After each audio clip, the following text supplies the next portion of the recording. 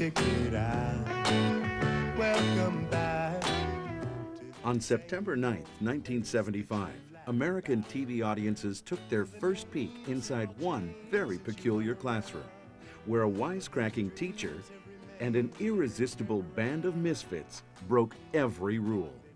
The guys would scream and yell and carry on and go crazy every day. Welcome Back, Kotter clicked on ABC, and the Sweat Hogs began a 4-year run of mischief and mayhem.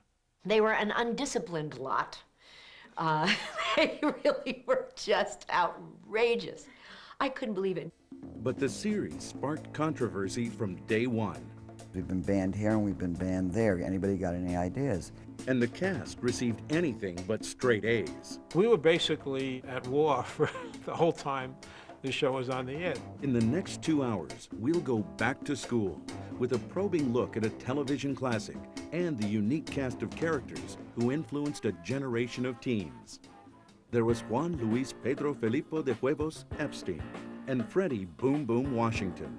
They stereotyped a lot of brothers back then because at the time, Jimmy Walker was the brother they knew. I wasn't going to do that. And Horshack, who acted like he just dropped in from another planet.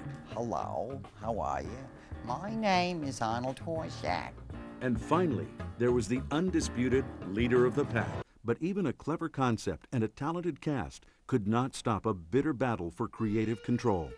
They were going to take basically what I had created, and they were going to do it their way, which was totally destroy it.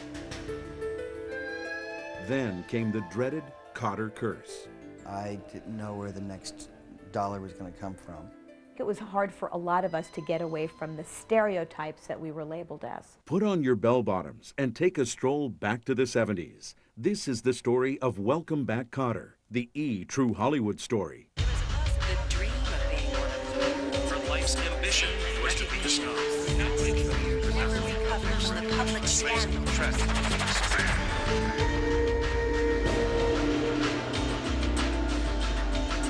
In 1955, the movie Blackboard Jungle told the story of rebellious high school students in New York City who do battle with their teacher. 20 years later, comedian Gabe Kaplan gave the concept a new twist. If you show a kind teacher trying to influence these students in the right way, then the fact that they're delinquents is not going to matter and everybody's going to relate to it. The show started out to be a funny Blackboard Jungle. The show was Welcome Back, Kotter, a TV sitcom featuring real characters from Kaplan's past. Born in 1944, Gabe Kaplan grew up in the Crown Heights section of Brooklyn, New York, a predominantly Jewish neighborhood. Shy and inhibited, young Gabe was placed in a remedial class for challenged students. In my school, there were 5 classes in every grade. Like in the 6th grade, there was 6-1 through 6-5.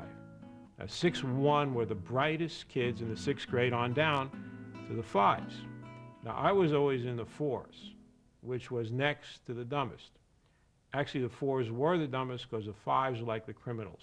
You know, they were the only kids that had pictures in the yearbook, front and side view. As a teenager at Erasmus High School, Gabe became fascinated with the odd array of offbeat characters in his class. Those were the kids with the leather jackets and the boots and the slick back hair, and we called them rocks. I think that was indigenous just to my neighborhood in Brooklyn. I had known some of these guys who were called rocks, and I talked to them, and that was their identity, because being a tough guy was a better identity than being stupid. By his senior year, Kaplan dropped out of high school to work as a bellboy in a New Jersey hotel. Kaplan was so impressed by the comedians featured there, he too wanted to make people laugh. I experimented for a couple of years with different material, and then I started actually talking about things that had happened to me, people that I went to school with, experiences that I had. In 1968, 24-year-old Gabe developed a half-hour stand-up comedy routine based on the antics of his high school classmates. Kaplan broke in his act at seedy strip clubs without much success. And every club, Long Island and New Jersey on Saturday nights had a belly dancer, but the belly dancers for the most part couldn't drive. So you were sort of MC, driver for the belly dancer. And that's what I did, and I was a good driver. I was a lot better driver than I was an MC or comedian. In 1971, after 3 years of futility, Gabe switched venues. He began performing in hip coffee houses and small Manhattan comedy clubs. 1 year later, Kaplan caught a break. The talent scout came to the Improv one night when I was working there, and I had my material that I thought was really inventive, but definitely not anything you would do on television. And I said, well, I don't care. They're not going to put me on The Tonight Show. And I did that act that night. And then he came up to me and he said, okay, you want to be on The Tonight Show tomorrow? That was the invitation every comic lives for. Owner of the Ice House Comedy Club, Bob Fisher. Most comedians don't consider themselves really a comic until they've been on The Tonight Show. The Tonight Show is their graduation. That's the ceremony. That says you are a comic and you're a successful comic. In July 1972, 28-year-old Kaplan appeared on The Tonight Show starring Johnny Carson. Gabe knocked him dead. His performance led to gigs on The Mike Douglas Show and The Dinah Shore Show. By the early 70s, Gabe Kaplan's side-splitting routine about his Brooklyn buddies made him a fixture in LA clubs, including the legendary Comedy Store on the Sunset Strip. Gabe often shared the marquee with other up-and-coming comedians, Richard Belzer, Jay Leno, and Freddie Prinze. Prinze starred in NBC's hit sitcom Chico and the Man, produced by Alan Sachs. One August night in 1974, Sachs stopped by the Comedy Store to watch his star perform. I'm waiting for Freddie to go on, and Gabe is performing. And Gabe looked pretty interesting to me. He had a nice presence on stage, and he was talking about guys in his act that I identified with. Sachs was also from Brooklyn. He arranged to talk with Kaplan the following day. He said, have you thought of doing a sitcom? And I said, yeah, I've been thinking about it. And he said, we should get together and maybe we can come up with a concept for a show. Sachs and Kaplan kicked around ideas based on quirky characters they knew back in New York. I said, we got to figure out how to get you involved with these guys. Obviously, you're not a kid. You know, how do we get you into that situation?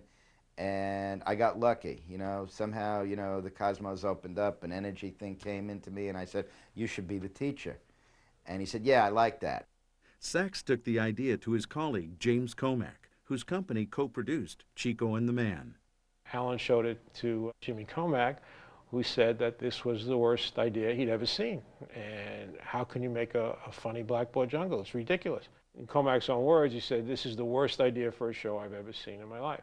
Sachs didn't back down. Alan said, well, do you mind if I try to take it to someone in the network? Because I've scheduled a meeting. And Comack said, well, if you want to embarrass yourself, go right ahead, but, you know, don't tell them that it was my idea to send you up there. So Alan went and had his meeting with the network. In January 1975, Alan Sachs pitched ABC's golden boy of development, Michael Eisner. Thanks to Eisner's Midas touch, the network scored big with Barney Miller and Mork and Mindy.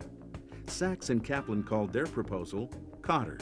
We decided we were going to use my first name and then a name that was similar, and bantering back a lot of different names, we came up with Kotter. This sounded right. My concept was, or my theory was, that there were no school shows on the air, and I always loved school shows. So there was a vacuum for a show set in a high school or a school. Eisner liked the concept, and he had some suggestions. He said, the Epstein character, I think we should make Puerto Rican Jewish. And I said to myself, that's a weird idea, you know. I don't know any guys that are half Puerto Rican, half Jewish, you know. But then I also said, well, he's the guy, you know, that's got the money to put up for the development. I'll go with this. But Eisner also had some concerns about an unproven talent who had never acted. He said, do you want to go with Gabe? Should we look for somebody else? And my feeling was, thought for a minute, said, you know, started with Gabe, stay loyal to him. Let's stick with Gabe, Michael. And he said, okay, we'll do that. In February 1975, Eisner gave the green light to shoot a Kotter pilot. The Comack Company and David Wolper, co-producers of Chico and the Man, were hired to deliver the product. Suddenly, Alan Sachs was odd man out, but not for long. Nobody was taking me seriously at Comack Company at this time. They didn't have a deal with me for the show. You know, when I told them I had a script deal at the network, they said, oh, you know, but once we got the green light for the pilot, everybody decided, oh, let's, really, get serious, and maybe we better make a deal with Alan. Contract negotiations with Comac Entertainment and Wolper Productions began immediately. Ironically, Sachs approached James Comac for advice. I said to him, who should I get as my agent? And he said, well, why don't you get my agent? And I said, great, the William Morris Agency, your agent, they'll be my agents. With that decision, Sachs discovered the harsh realities of Hollywood deal-making. I used his agent to represent me to negotiate a deal with him for an idea that I had. And so I was not very intelligent in terms of that. The contract stipulated that Sachs received $250 per episode, but he was given no ownership stake in Kotter and no chance to share in the financial windfall generated by a hit TV show. In March 1975, veteran writer Peter Meyerson was hired to write the pilot episode. But first, Meyerson needed a perfect name for Kaplan's raucous group of class clowns. When lightning struck, Alan Sachs was the first to hear. I got a great name. Peter was a madman. I got a great name for these guys. What's up? Sweat Hogs. And I just fell on the floor.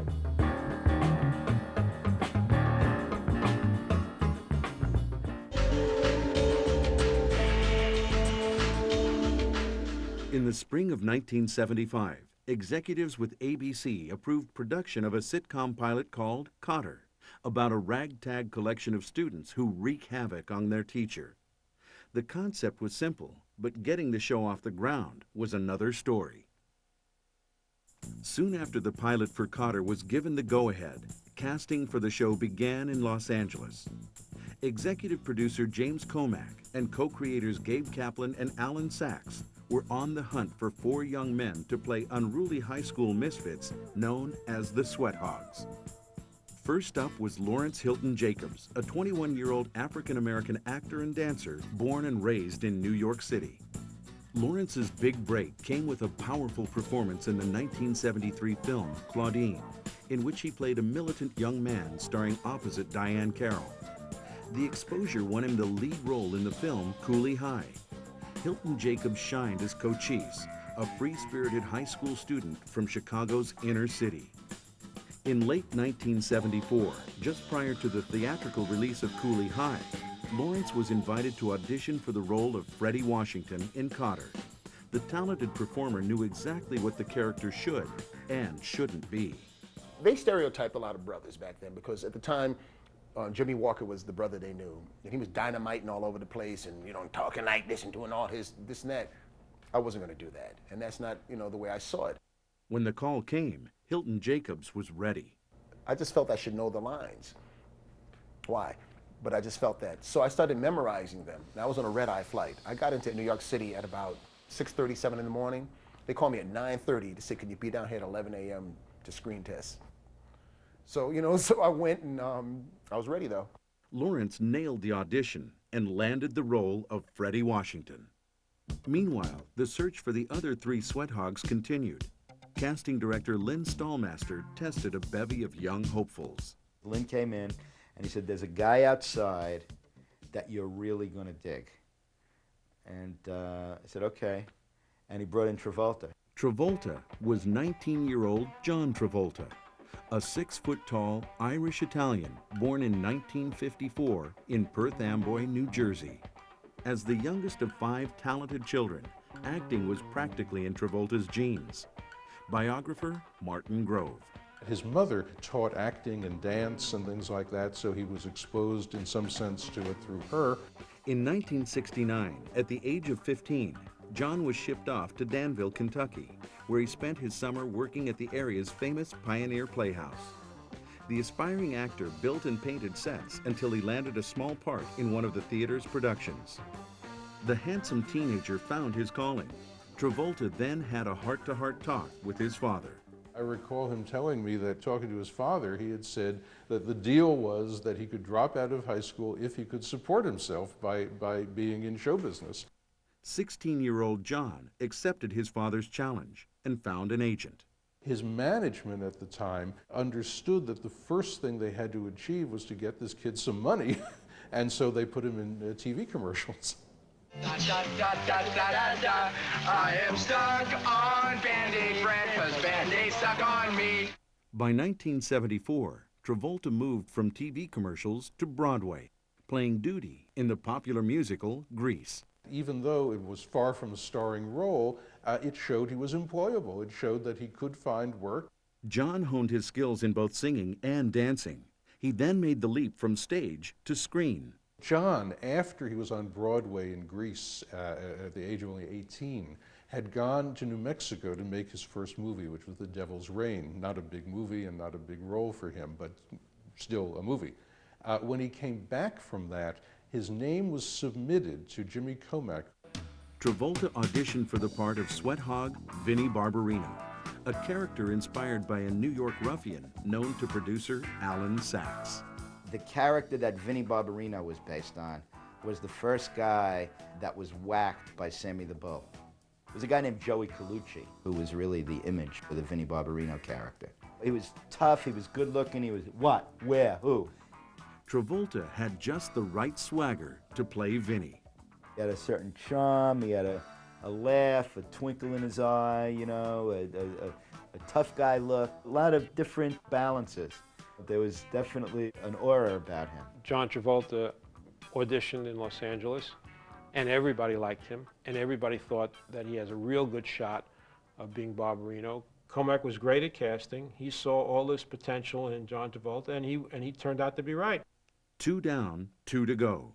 By late February 1975, Alan Sachs and Gabe Kaplan exhausted their talent search in Los Angeles.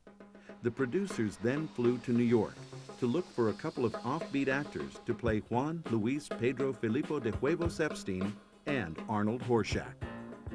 23-year-old Robert Hedges, an Italian-Hungarian actor from Metuchen, New Jersey, fit the bill to audition for the role of Epstein. Hedges was fresh out of college and a newlywed. He worked as a street performer on New York's Lower East Side. And I said to Comack, there's this kid, he's different than Travolta, but he's really good at the Barbarino part. So Comack said, well, make him Epstein. I said, he hasn't read for Epstein. He said, well, let him read for Epstein and then make him Epstein. Hedges was perfect as the part Puerto Rican, part Jewish kid who was all bad. Epstein was always visualized as a tough Jewish guy, Epstein the animal. Epstein was voted most likely to take a life. He was a real tough kid, and he was, I told a story about Epstein's mother. He was such a bad kid that his mother had to make a deal with the other mothers in the neighborhood. She would let him out for an hour a day, and the other mothers would keep their kids inside for that hour. Stores would close, the streets were deserted. He was the only one on the street. He was a really bad kid. Meanwhile, 21-year-old Ron Palillo was performing off-Broadway when he learned about the auditions. My agent called me up and said, there's a show called Kotter, and they're looking for 4 tough kids from Brooklyn. And I said, and you're calling me because? But the play closed within months, and Palillo needed a job, fast. I was 118 pounds and all nose, but I dressed as tough as I could. I walked in and I saw that the character's name was Arnold Horshack, and went, wait a minute, this isn't the tough one. Horshack was the loser kid with the heart of gold that everybody picks on, who tries desperately to fit in. And I think a lot of people knew someone like that. It was not socially acceptable to befriend the Horshack. To stand out from the competition, Palillo devised a distinctive quality for his unassuming character. I made up the accent on the spot, which is a combination of my aunt, God rest her soul, her accent from New Haven, and Dustin Hoffman in Midnight Cowboy. So then I started doing Aunt Mary's voice. Hello, how are you? And when she talked, God rest her, hello, how are you? My name is Arnold Horshack.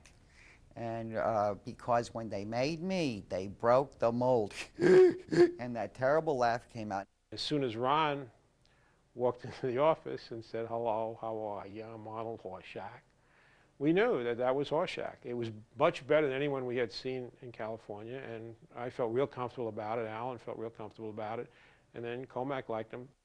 With the Sweat Hogs safely in their pen, producers began casting for the role of Julie Kotter, Gabe Kaplan's TV wife.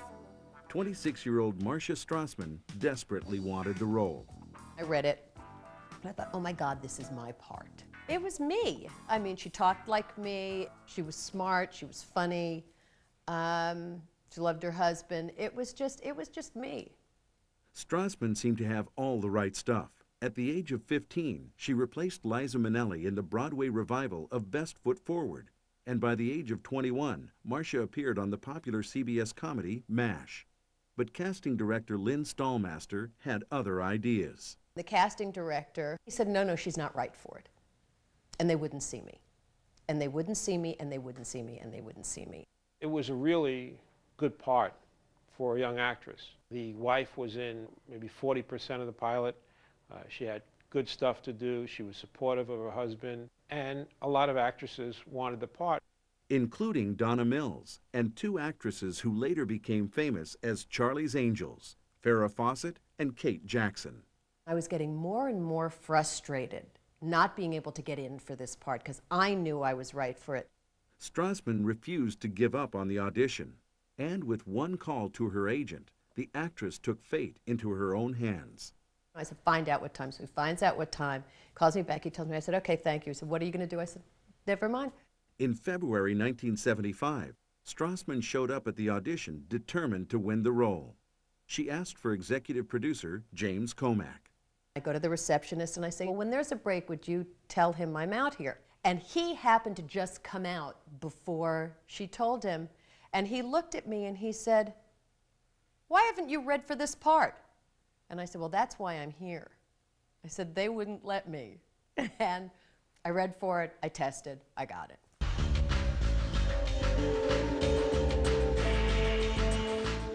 Coming up, Kotter becomes mired in controversy. We started getting all these news articles written about us that, we're promoting juvenile delinquency and these guys are incorrigibles.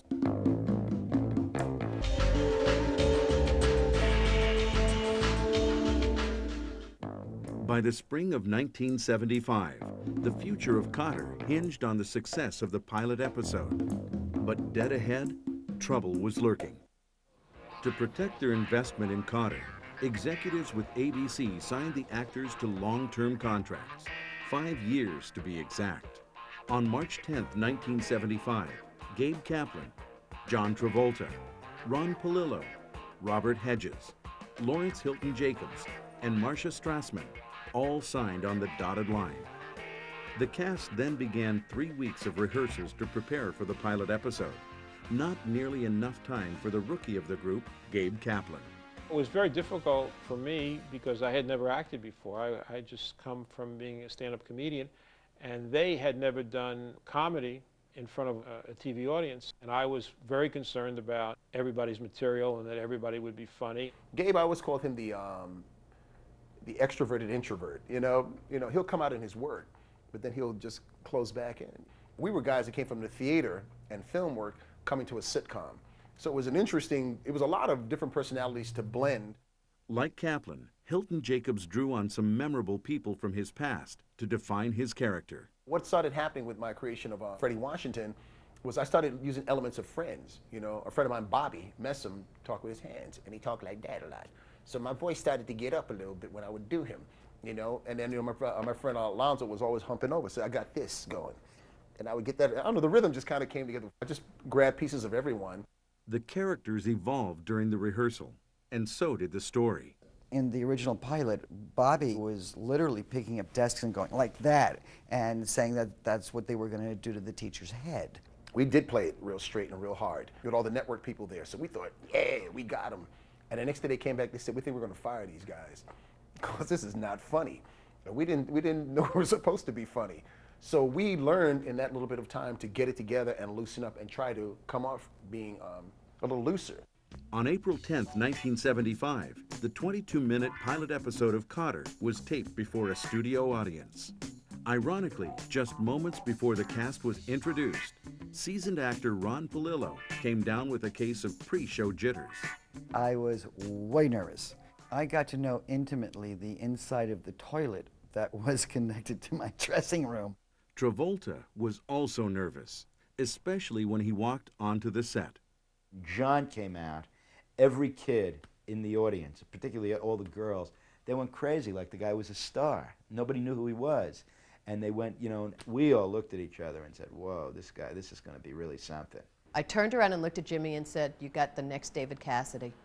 I mean, I knew it. I said, this is it. There's your teen idol right there. While Travolta wowed the young girls, Gabe Kaplan tried to shake his urge to be a cut-up. One part of the pilot, the audience did laugh, and I smiled, sort of acknowledging the laugh, which I came completely out of character. And I did it we did two takes, two shows, and I did it in both takes, so they had to use it. So it's on the pilot, Welcome Back, Kotter, where the audience laughs, and I go, oh, thank you very much. Kaplan's antics only added to the superb chemistry among the cast, and ABC executives took notice. In May 1975, Kotter was picked up for the fall season and slotted right after the smash hit Happy Days. Executive producer James Comack knew he had a surefire hit. After we shot the pilot and they said, yeah, we're putting it on our schedule, and he thought it was one of the greatest concepts of for a show that he's heard in the last 30 years of television. The only ingredient missing was a unique theme song. Producer Alan Sachs turned to popular recording artists Dion DiMucci and John Sebastian.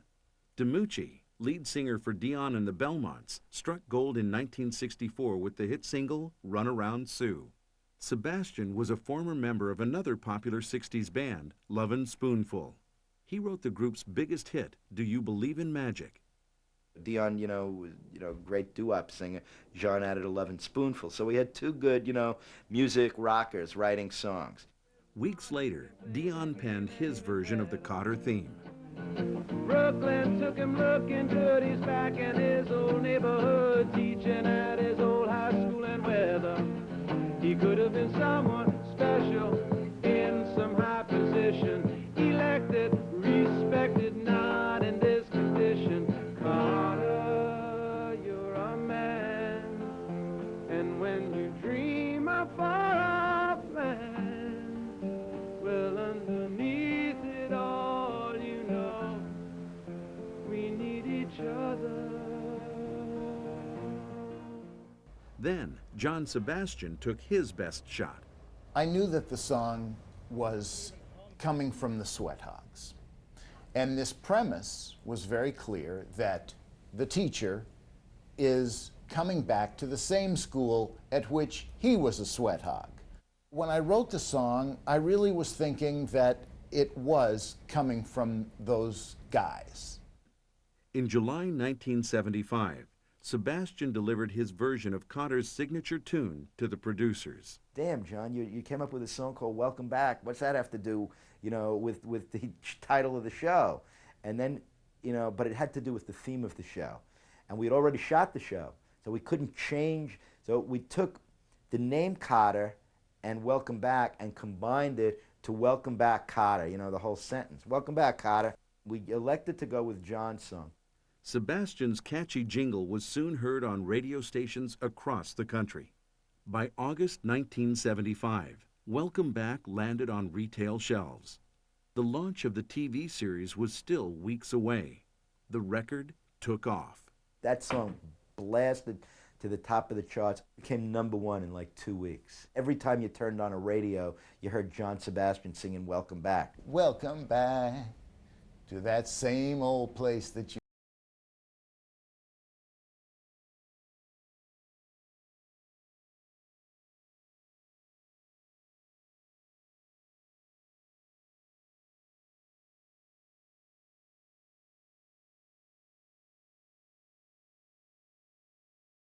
Springboard, ABC launched a major publicity campaign to promote the TV series. Gabe Kaplan turned up everywhere, his quirky smile and quick wit intact. He was on every show promoting Welcome Back Kotter, a lot of variety shows and a lot of talk shows and game shows. Now it had to come off. Meanwhile, many parts of the country were embroiled in heated protests over school busing laws passed to enforce racial integration. The city of Boston was particularly hard hit, and management at the local ABC affiliate was sensitive to any TV show that smacked of trouble. And they heard that we were doing a high school show that was likened to Blackboard Jungle. So in their minds, we were going to be promoting juvenile delinquency or, you know, that kind of a thing. And so we started getting all these news articles written about us that, you know, we're promoting juvenile delinquency and these guys are incorrigibles and it's going to be a bad point of view for the people in Boston with the busing situation and it's going to promote racial tension. We were laughing. It was no laughing matter at ABC in Boston. Welcome Back, Kotter was yanked from the fall lineup before the season started. It was ridiculous, totally ridiculous. But I think it was more than promoting juvenile delinquency. I think one of the things underlying it was the racial integration of the show, that we had a diverse student body cast. Despite the furor in Boston, producers stood by their casting decisions. Still, they decided to make some changes to the script. Jimmy Comack called a meeting and said, we're going to have to revamp the show a little bit. Anybody got any ideas? We were nuts, Scott. I mean, we just, all the people that we admired, you know, from, I said, from the Three Stooges to the Marx Brothers to Jack Benny, this or whoever, we would bring those little pieces of shtick in there and do it our way and get away with it. The show became much less issues-oriented. Instead of an inner-city school, it became more of a middle-class school where you play pranks on the teacher. When the dust finally settled, the uproar surrounding the show made headlines. It was great because it just gave the show more buzz when it went on the air. Finally, at 8 p.m. on Tuesday, September 9th, 1975, Welcome Back, Kotter premiered on ABC stations across the country, except in Boston. Even without the viewing audience in much of New England, millions of viewers tuned in. Gabe Kaplan and the Sweat Hogs of Buchanan High finished the week among the top 30 most watched TV programs in America. People tuned in, and they tuned in and found out we were just a bunch of silly dudes, you know, dressing up in costumes, you know, grown men act like we're 3½, and having a ball. Critics applauded the chemistry between Kaplan and his band of outcasts. The actors sort of started doing stuff that felt comfortable for them. We changed a lot of the lines. We started to work together as a unit and changed some of the lines from the script to make them feel more generic to the person that was saying the line. During the pilot, you know, we did the pilot, and Gabe is going around the classroom and he's meeting all the different students. And it came through where he finishes with, I think, John, I think it was, and he looks over to me.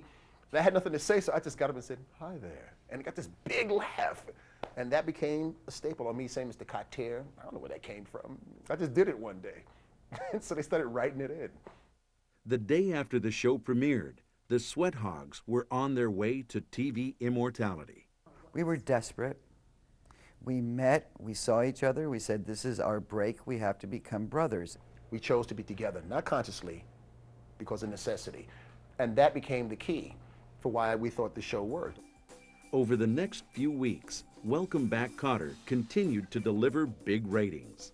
People kept on saying, oh, when the show goes on the air, you're going to lose your identity, you're not going to have any privacy anymore, and, you know, I was going, yeah, right. We were in the farmer's market, you know, there Saturday morning to eat some food. It seemed like this day, everybody knew us, and it seemed like this day on cue, they said, get those guys, because the whole place converged us, to, which seemed like millions to us, and we found ourselves running. I had no clue, had no idea that we were a part of people's furniture. We were in their house every week. Meanwhile, Gabe Kaplan turned his newfound fame into plenty of cash. Gabe's stand-up comedy career took off. Instead of being the opening act in Vegas, I was the headliner. I was headlining at the MGM Grand and at Caesar's Palace, and it was phenomenal. Phenomenal was right. Working evenings and weekends, Kaplan pulled down as much as $75,000 per week. It had to be overwhelming for him, you know. I mean, a lot. Here's something that comes out of his comedy act. He gets it realized as a script which becomes a pilot, which gets cast and shot. Then it becomes a television show.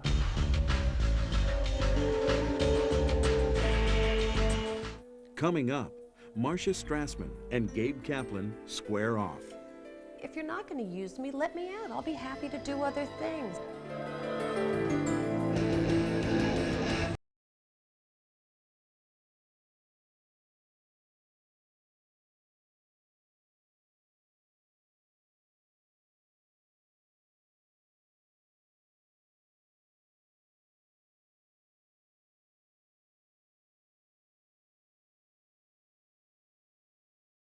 1976, Welcome Back, Kotter was a runaway hit on ABC, propelled by a talented cast of characters led by Gabe Kaplan and John Travolta.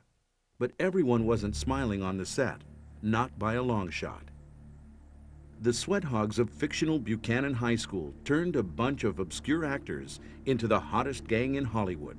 This show came on and was like an instant hit. All of a sudden everyone was being called stars. And by the time the hiatus season came up after the very first season, people had deals all over the place. Producer Alan Sachs, however, felt like an outsider. Sachs's contract left him without any ownership in the show he helped to create, while executive producer James Komack stood to make millions. I felt I got screwed a little bit, by not getting a percentage. I would have liked to have felt more of a collaborator and a partner with Jimmy.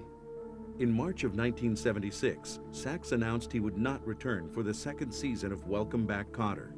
But in July 1976, Travolta and the Sweat Hogs began taping season 2. The entire cast was on a roll, but John Travolta was clearly the breakout star. Biographer Martin Grove. John felt when he began the Kotter series that this was great because it was a job, it was a television show, but when the show became a big hit, then I think he recognized that this perhaps was a major stepping stone in his career. Kotter co-star Ron Palillo. John put all of his money at the advice of his manager. He put it all into public relations. There were several weeks where John was completely without funds and would ask to borrow some money, mainly because it all went into buying that image. The strategy worked. Travolta, also known as Vinnie Barbarino, popped up on the cover of nearly every teen magazine in America. John could act and dance, so why not try singing? On September 15, 1976, Travolta released an album featuring the single Let Her In, a song he debuted on American Bandstand. Following his brief detour into the recording world, Travolta was anxious to leverage his popularity as an actor on TV and in feature films. The crossover can take a long time or a short time depending on how hot you are, but when you're hot, you better go with it quickly, which is what he did.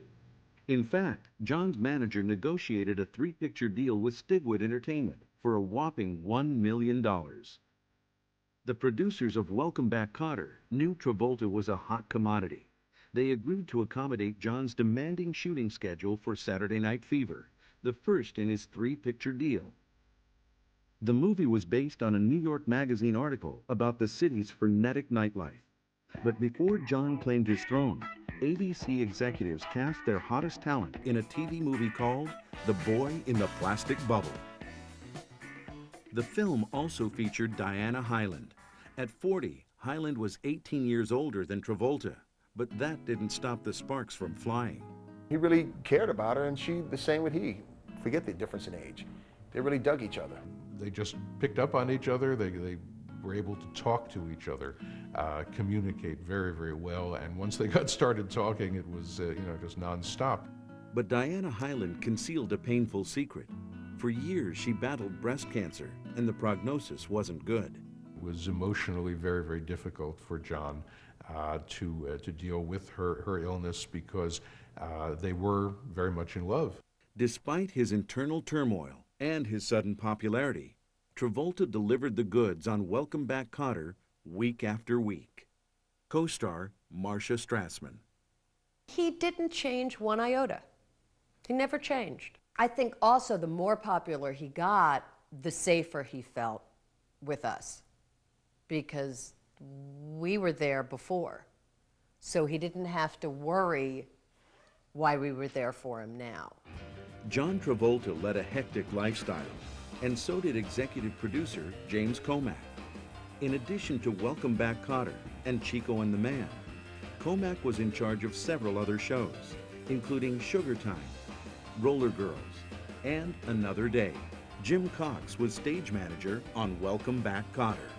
He was going back between NBC and ABC, driving back and forth constantly to watch and take care of those other 4 shows. Comac was spread too thin to help fill the creative void on Welcome Back, Kotter. 32-year-old Gabe Kaplan stepped in.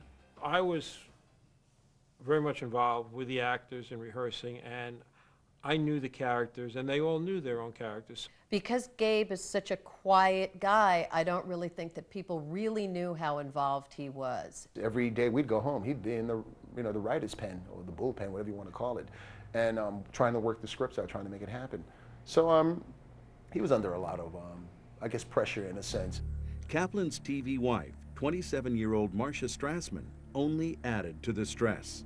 Marcia was misled into thinking that she would have a bigger part, and that her part every week would be much more substantial than it wound up being. They wrote less and less for me, and more kept everything for the boys, which I understood. When the Sweat Hogs got hot, especially John got hot, and people wanted to see him, the network had an attitude, and Comac had an attitude, well, we really don't need the home life. And I kept saying, you know something, if you're not going to use me, let me out. I'll be happy to do other things. Marcia pushed James Comac to either give her more airtime or tear up her contract. I would say anything, and it was, oh, the bitch. If you were a guy, it was fine. If you were a woman, you were a bitch. And that was just the way it was. The network wasn't concerned about Marcia. They didn't care. You know, they had a lot of shows on television. If an actor on a particular show was unhappy, it wasn't their concern. Actress and friend, Deborah Lee Scott. She was an actress. There was no acting for her to do ever. So I could understand where she would be bucking everything and everybody. Helene Lenbeck co-starred as Judy Borden. It was hard for her because I would go through, rehearsal and never see her, because she was brought down to practice the beginning joke and the end joke, and then had a lot of time on her hands. So I think it was very hard for her and very frustrating for her. By the winter of 1976, Marcia was beside herself. Jimmy would come to me and say, you know something, I'm the only reason that you're here. Gabe doesn't like you. Gabe wants everything in the classroom. I keep begging them to write for you. Gabe won't let me. Comac would tell her that he wanted more, and that the reason that it wasn't happening was because I didn't want it to happen, and he couldn't do anything. I told her that I agreed with her that I wanted more to do in the home. I was telling her the truth. Strassman didn't know who to believe, and Marcia's relationship with Kaplan was growing more distant each day. We were both non-communicative people in that I never confront anybody about anything, and he didn't, so it never got said. I don't know what was going on in Marcia's mind, but she obviously believed him more than she believed me, and there was no reason for him to tell her that. He could have just said, hey, John Travolta is becoming one of the biggest stars in the world. The network wants the show focused around the school. I'm sorry, but we still need you in the show. We still want you to whatever degree we can use you, and I'm very sorry about it, but that wasn't Comac. The rift between Strassman and Kaplan soon began to affect the rest of the cast. We would never all be together. It was as simple as that. We would just never all be together. It was terrible.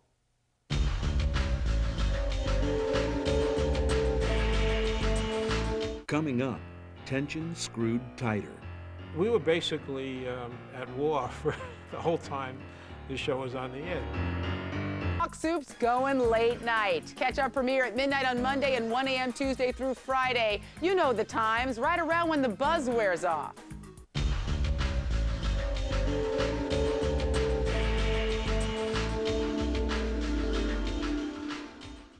By the winter of 1977, Welcome Back, Kotter was midway into season 2, but the cast was divided. The popularity of John Travolta and the Sweat Hogs left co-star Marcia Strassman out in the cold, while Gabe Kaplan took the heat. On January 28, 1977, the cast of Welcome Back, Kotter put their differences aside when tragic news hit the set. Just hours earlier, Freddie Prinze, the star of Chico and the Man, put a revolver to his head and pulled the trigger. The following day, Freddie Prinze died. He was only 22 years old. When we found out that Freddie committed suicide, the four of us started laughing. The most nervous laughter you have ever heard. It comes from a place of, oh my God, this could happen to me. And it's not that we made a vow, but we all sort of said if we're ever in any kind of desperate situation, we will talk to each other. James Comack, executive producer of Chico and the Man and Kotter, was especially distraught. Meanwhile, 23-year-old John shuttled between both coasts. In Los Angeles, Travolta played TV's Vinnie Barbarino. In New York, he assumed the lead role of Tony Manero in the film Saturday Night Fever. Welcome Back Kotter director Bob Lehendro. The producers would bring in a helicopter. They would take John by helicopter to the airport, fly him to New York, and he'd spend his weekend in New York reading with actresses and other actors for Saturday Night Fever. Travolta's personal life was equally as stressful. John anguished over his girlfriend, actress Diana Hyland, who suffered a severe setback in her long fight with breast cancer. Diana was forced to leave her TV role as the mom on 8 is Enough when the disease spread to her bones and spine. By the end of March 1977, Hyland returned home after an extended stay in the hospital. Later that day, March 27, 1977, Diana Hyland died in the arms of John Travolta. She was 41 years old. John was devastated. I mean, he really loved her a lot. You love somebody and you lose them, it hurts. You know, it's a terrible thing to see someone that he probably would have married die from a terrible illness such as that. One day after Diana Hyland's funeral, Travolta returned to work. He channeled overwhelming grief into making his TV and film characters the best they could be. We had in John Travolta a kind of evolution then, if you will, the caveman evolving from Vinnie Barbarino into Tony. Related but more complex, more ambitious, more driven, and certainly in a much more dramatic situation. Travolta's hectic schedule meant fewer and fewer appearances on Welcome Back Kotter. Still, the series finished its second season at number 13 among the top 30 primetime shows. During the 1977 summer hiatus, the writers of Welcome Back Kotter decided a new female sweat hog would boost the show's creative edge. 19-year-old Melanie Haller, an unknown actress from New Orleans, was cast as Angie. Season 3 began in the fall of 1977. Haller came in, God bless her. I mean, she was having a hard enough time negotiating her way to the studio. I mean, she was constantly getting lost. There's a show that she was in, and you know, it was no fault of hers. She had just never really acted before. There's an episode where you actually see me picking her up and pushing her here because that's where the camera was. She just didn't. She didn't know. Those four boys worked as a unit, and whenever you brought somebody else in, it cut the rhythm. However, the introduction of a female into the male ensemble didn't stop the boys from horsing around on the Kotter set. The guys would scream and yell and carry on and go crazy every day. And it was, oh, they're guys. They're guys. They're just sounding off. In September 1977, John Travolta's sister Ellen appeared on the series as Arnold Horshack's mother. They were an undisciplined lot. They really were just outrageous. I couldn't believe it. They just did what they wanted. But for 23-year-old Ron Palillo, the perks of stardom were diminishing. It was very difficult to wake up every morning and say, I have to be funny today, when you don't feel like it. As Kotter progressed, he got tired of the same old ooh and all that stuff. So he wanted to mature Horshack. Ron wanted to change the Horshack image and grow his hair longer, and to me that wasn't Horshack. Horshack wasn't a guy with long hair. Horshack was the nerdy-looking guy from the first year, and I thought that was a better Horshack, but he disagreed.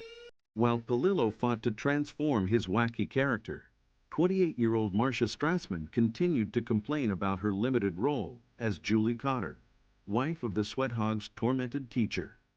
To appease Strassman and provide fresh material for gags, the writers decided to make Julie pregnant. We considered making Marcia a little happier, and Marcia was ecstatic about that.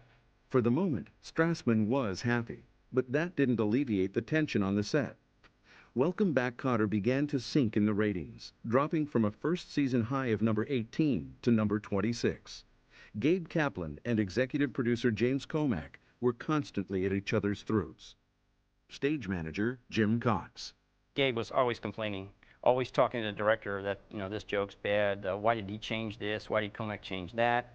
We were basically at war for the whole time the show was on the air. It was really no relationship. It was a relationship of him telling me how great I was and telling everybody else how terrible I was. The differences between Gabe and Jimmy were probably rooted in power, control of the show. I think that maybe Gabe having done stand-up comedy and Jimmy having done stand-up comedy, they just had differences of opinion about the content and which direction the show should go. My side was always staying true to what the people that I had based the show on were really like and what they would do and what they wouldn't do. And it was more of a thing about control, where he wanted to control every vehicle that had the Komack name on it. Komack continued to apply his signature brand of humor to the cast. Kaplan insisted the Sweat Hogs remain true to their Brooklyn roots. I was always trying to give them the stuff that I thought would make their characters funny, because if their characters was funny, that reflected on me, and everybody liked Welcome Back, Kotter. So that's how I saw it. Gabe felt very close to these characters, and he knew them better than anybody. And so I guess that because of that closeness that he felt with all of these people that he grew up with, he maybe wanted to protect them. Everyone wants to be responsible for we know why this works. We're the reason this is a success. And so you had a lot of those conflicts. They had their views of what they thought the show should be, and it didn't always correlate. With Komack, he would say, out of chaos comes creativity. And maybe or maybe not. Sometimes out of chaos comes more chaos. The biggest bone of contention was the script, which Komack often doctored at a moment's notice. He would come in and he would go on and on and on with a lot of very complicated notes, and everybody would sit there and they would write whatever down, whatever sense they could make out of it. And then he would leave, and we'd look at each other and say, what did he say? The chaos on the set reached new heights late in the third season. Rehearsals began on the first of 3 episodes devoted to Julie Kotter's pregnancy. It was my concept that maybe we should have babies. And then Komack and the network wanted to have 4 babies. They wanted Marcia to have quadruplets, 1 for each of us. Marcia said, yeah, I'm gonna go and drop a litter like a wolf in a forest and give one to each of these juvenile delinquents. It was going to be 4 Sweat Hog babies with the names. And I don't know if they planned for one of them to be black or not, but it wouldn't have surprised me if I went in that room and they said, well, maybe it's confusion and but you take them home anyway. The standoff continued in the weeks before taping. I said the worst thing. I said, that's ridiculous, having 4 babies. And then that made Komack defensive, and he said, well, we got to have 4 babies. And I said, no, and then we finally wound up settling on twins. The end result was a hilarious comedy of errors in which Vinnie Barbarino is forced to play surrogate father while Gabe Kotter is out of town. It was my favorite because he was so funny. Pretty much half of the first episode was John and I alone in the apartment, and I go into labor. TV audiences witnessed the birth of the Kotter twins on September 15, 1977. Marcia Strassman assumed her role would only get bigger. She was wrong. She really got unhappy when we had the twins and we didn't feature her and the twins as much as she thought that we were going to. I used to get to come to work and watch other people work all day and not get to work. And it was very frustrating because they wouldn't let me out to do anything else. James Komack grew tired of Marcia's persistent pleas to be released from her contract. Gabe Kaplan played the voice of reason. He had several times said to me, let's get rid of Marcia. And I said, no. Don't you know, don't you realize how much people like Mr. and Mrs. Kotter? And then he was like, yeah, I guess you're right. What was hard for me was constantly having to explain and excuse myself, have strangers walk up to me on the street and say, we wish you'd do more. We love you. We wish they'd give you more to do, and to constantly have to apologize. It was very, very frustrating. Meanwhile, John Travolta was anxious to strut his stuff at the premiere of Saturday Night Fever, scheduled for December 7, 1977 in Los Angeles. But the night before the big event, Travolta was stuck on the set of Welcome Back, Kotter. For some reason, we taped all night. And it was literally about, I would say, 6, 7 o'clock in the morning. And I remember John going, oh my God, this is the biggest day of my life, and I'm gonna miss it. John not only made it to the premiere, he stole the show. And the cast of Kotter was invited to share in the moment. And it was really exciting. You know, exciting that he got this movie out, and we were able to be there, experience it with him. Travolta's electrifying performance in Saturday Night Fever marked the beginning of the end of his run on Welcome Back, Kotter.